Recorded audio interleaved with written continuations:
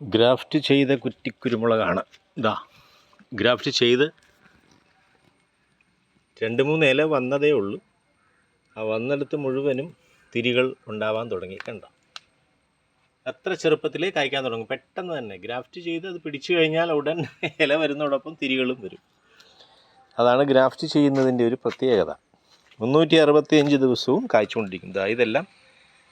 ഇത് നാടൻ ഇനങ്ങളാണ്. ഇത് നാടനാണ്, പന്നിയൂറാണ്. ഇത് കൈരളി എന്ന് പറയുന്ന ഇനമാണ്. ചെറുതിലെ 1 മാസമേ ആയുള്ളൂ. ഗ്രാഫ്റ്റ് ചെയ്ത് വച്ചിട്ട് പിടിച്ചു കഴിഞ്ഞു. കണ്ടോ, ഇതെല്ലാം ഗ്രാഫ്റ്റ് ചെയ്തതാണ്. ഗ്രാഫ്റ്റ് ചെയ്ത മറ്റൊരു ഐറ്റം, ഇത് തെക്കൻ എന്ന് പറയുന്നതാണ്. കൊലകൊലയായിട്ട് പിടിക്കുന്നതാണ്. അതാണ് ഗ്രാഫ്റ്റ് ചെയ്ത് പിടിപ്പിച്ചാൽ ഉടൻ നമുക്ക് അതിൻ്റെ ഫലം കിട്ടാൻ തുടങ്ങും. എല്ലാം തിരി വീഴാൻ തുടങ്ങി. ചട്ടിയിലാണ്, താഴെയും വയ്ക്കാവുന്നതാണ്. താഴെ വയ്ക്കുന്നതാണ് നല്ലത്. കണ്ടോ, വളരെ ചെറിയതാണ്. 2 മാസമേ ആയിട്ടുള്ളൂ. 2 മാസം 3 മാസം ആവാനായി. അപ്പോഴത്തേക്ക് തന്നെ കുരുമുളക് പിടിക്കാൻ തുടങ്ങി. കണ്ടോ, ഗ്രാഫ്റ്റ് ചെയ്ത തൈകളുണ്ട്. തൈകൾ വെച്ചിട്ടുണ്ട്.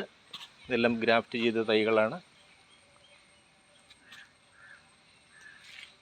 അതാണ് ഗ്രാഫ്റ്റ് ചെയ്ത കുറ്റിക്കുരുമുളകുകൾക്കുള്ള ഗുണം. രോഗപ്രതിരോധ ശേഷിയുണ്ട്, രോഗം വരത്തില്ല. 1-2 മാസത്തിനുള്ളിൽ കായ്ക്കാൻ തുടങ്ങും. 365 ദിവസവും കായ്ക്കും.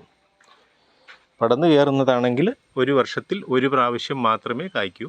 അതിൽ ഏറിയ പങ്കും നമുക്ക് നഷ്ടപ്പെട്ടു പോകും. കിളിയും കാക്കയും ഒക്കെ തിന്ന് പറിക്കാൻ പറ്റാതെയൊക്കെയാൽ. ഇതെല്ലാം ഗ്രാഫ്റ്റ് ചെയ്ത കുരുമുളകാണ്. കായ പിടിക്കാൻ തുടങ്ങും. വളരെ വേഗം കായ പിടിക്കും. അതാണ് ഗ്രാഫ്റ്റിങ്ങിൻ്റെ ഒരു പ്രത്യേകത.